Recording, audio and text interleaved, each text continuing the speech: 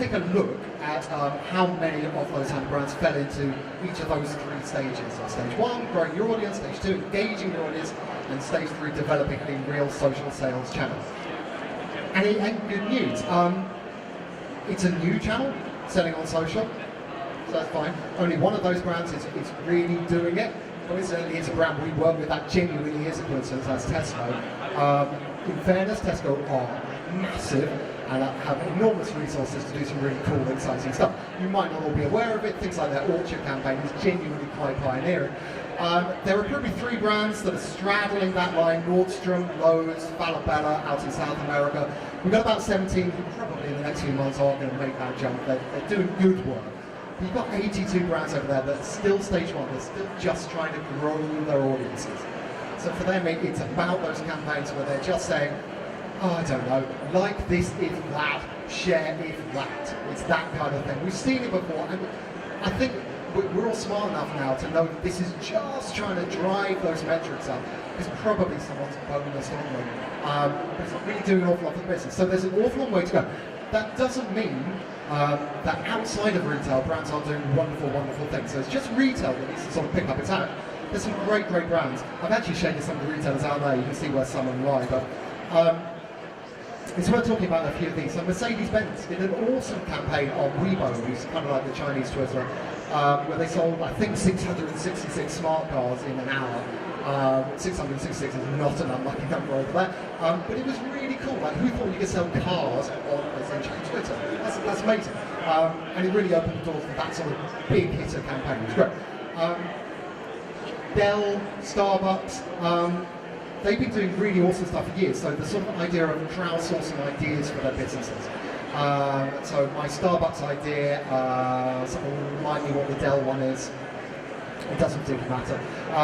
I seem to remember it got ripped off by Cameron in the last election, who set up a site where people could suggest policies for the Conservatives. It got taken down pretty quickly because people were suggesting fairly unpleasant things. But the idea of actually asking your customers, what do you want us to do? That's really, really, really cool. That's exactly what everyone should be doing. The best of all, these are all great, the best of all, Lego. Lego are amazing. They're really, really good on their own proprietary social networks, and they've got these fantastic sort of proprietary communities. They're great on all the conventional ones too. But where they excel is in the field of co-creation. So I don't know if recently you saw the Ghostbusters Lego set, which was completely brilliant, if anyone cares about that kind of stuff. That was an idea that a customer had, and they do this an ongoing thing to say, what would you like us to make our next feature set? And fans chuck in ideas, and the most popular ones actually get made. They go into the shops, it's great. There were 5 crowdsourcing fan creator scenes in the Lego movie, which is amazing. You wouldn't necessarily know, but that's, again, it's awesome. Way to engage your community, right? To really let them have a say like that. And you might say, okay, again, is that any less fluffy than the pub? It kind of is, because Lego are now saying that 12% of their annual turnover is directly attributable to this kind of co-creation. That's huge. That's bigger than affiliate. That's about on a par with PPC. That's great, right? So that's kind of what I'm talking about. I'm not saying that social as a channel is going to overtake e-commerce or brick and mortar or anything like that. But think about it, kind of along the lines of maybe affiliate, that it's the sort of thing which is going to kind of push the needle and make a real difference. Certainly it's the case with Tesco, who we've worked with for about 18 months now. They think that socially acquired customers, and they use us to do that, within about 5 years' time, it'll pull in about as much business as their affiliate traffic. So that's kind of punchy, right? That's good. Okay.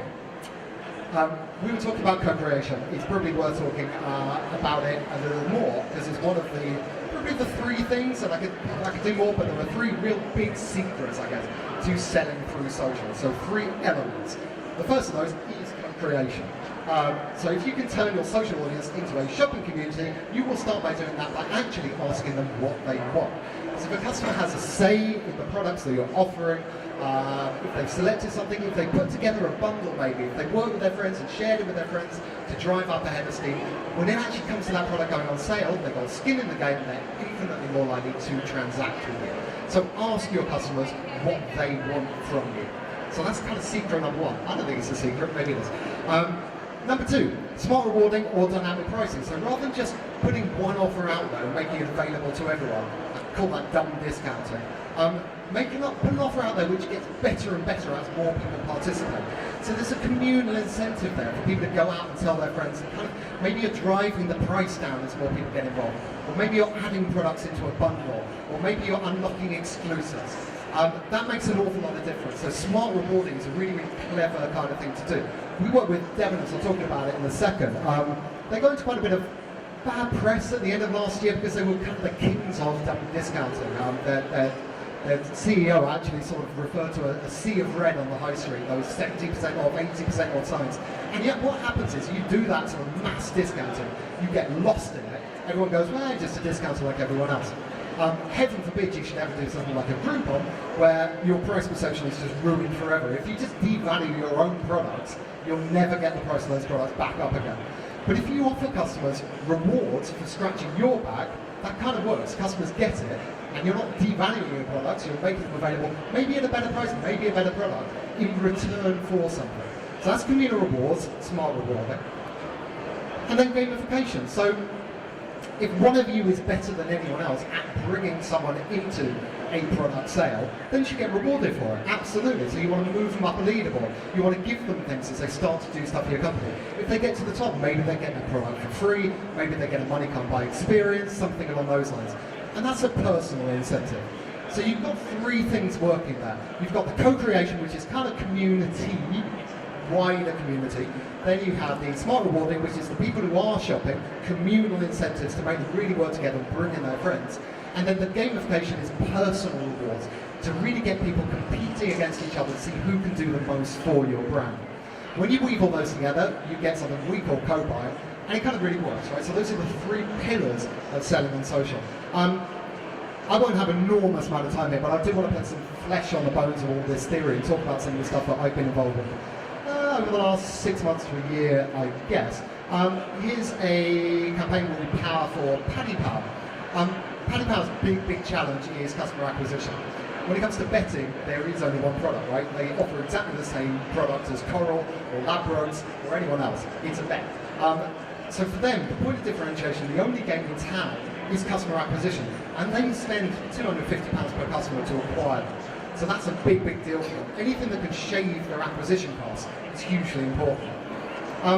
So here's a campaign, it's a pop-up site, a sort of pop-up boutique, which we power for them, for the Premiership game. So if you were to place a bet on Liverpool to beat Man City, that bet might be at 3-1, they'll get in touch with you and say, hey, how would you like to raise your odds on that from 3-1 to 4-1 to 5-1 to 6-1? All you have to do is go and tell your friends, go and tell your colleagues, and let's build a book of customers who kind of want to get better and better odds. In doing that, they're acquiring all those customers, so they're kind of covering any losses they might take on extending those odds.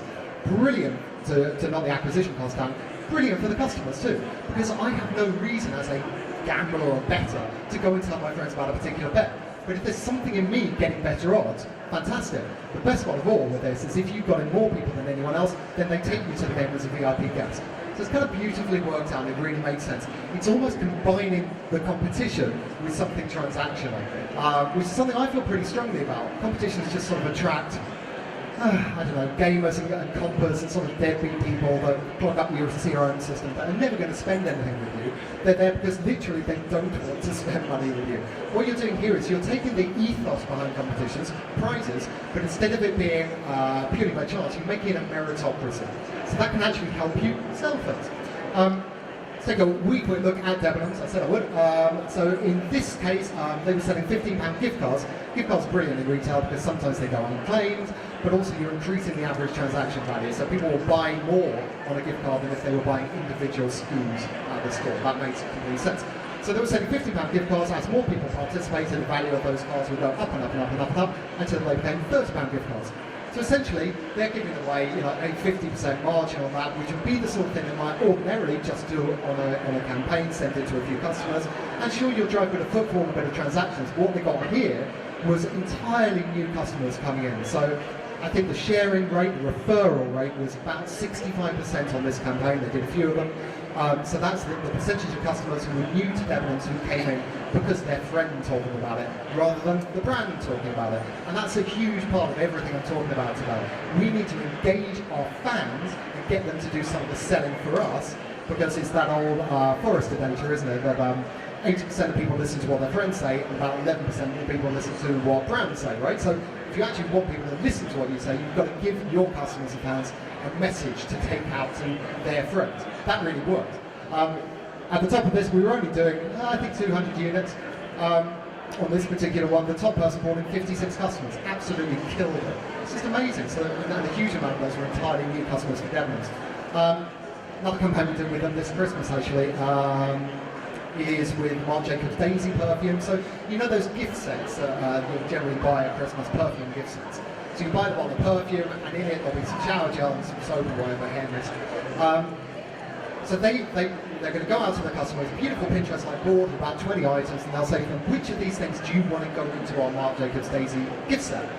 The customers will vote on things, and then the top 5 will be made available, but only when more and more people pre-order this set.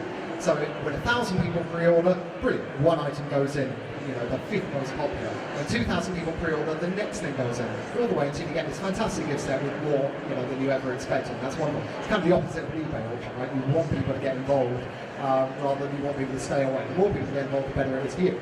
The lovely thing at the top of this is that whoever brings in most people gets to fly out to Paris to Marc Jacobs laboratory to develop their own perfume. So again, it's the lovely sort of stuff you might do on a competition. How can you use that to drive sales? I'm going to run a little bit long time. I will skip past Sony. It's lovely. I'm happy to talk to people later if you want. I will talk about Tesco to a tiny, tiny degree. They're on a 2 million annual run rate at the moment. We kind of only just started with them. So we've been doing, we started with wine, we moved into grocery, and we just started doing GMO stuff, general merchandise, which is kind of Tesco direct stuff, so video games and things. Q1 next year should be fashion, F&F. So they're pulling in millions through this, and I know for a brand like Tesco, millions ain't much, but boy, there aren't many brands putting in tens, let alone millions. It's really kind of extraordinary. They're delighted with it. Their conversion rates are really huge. I don't know if you can see back there. It's a 14% conversion rate on the site.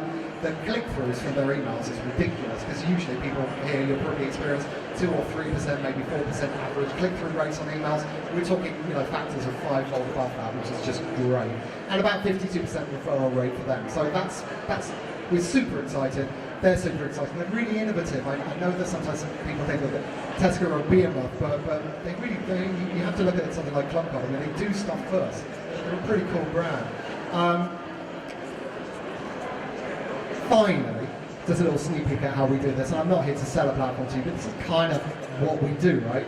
So, really happy to talk people through this. You can have a demo, come see me afterwards. But we'll enable brands to track all the sales they do. They'll see the orders that are coming in, the revenue that's coming in. They can see the number of social referrals, the number of new leads that they've acquired. So it's not always about selling things to people. It could be acquiring great leads so that when your next campaign goes live, you know who to reach out to.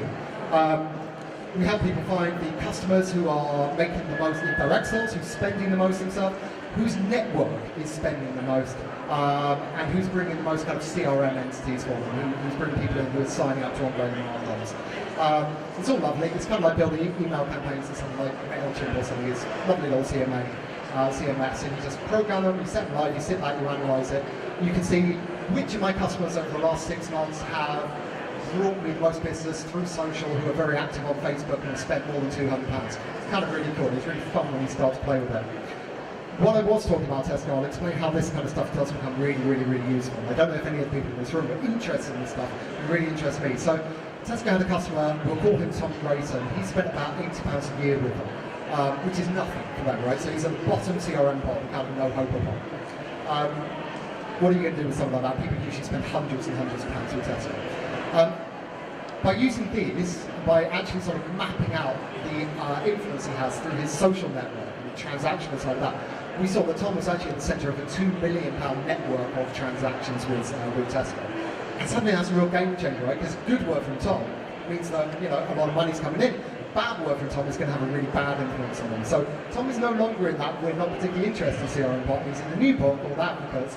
And I'll be honest, they don't entirely know what to do with that at the moment, but boy, they're going to work on that. And that's fascinating. When you find out which of your customers can get you an exponential number of new customers, that's where the gold is to be had, I guess. So, that's kind of plenty. Look, there was more I would have talked about, but let's not do that. Let's stop now, and let's see if anyone has any questions. But like I said before, I'll stick around for a bit afterwards. I'm really happy to chat. Does anybody have any questions? Okay, thank you very much. Thank you.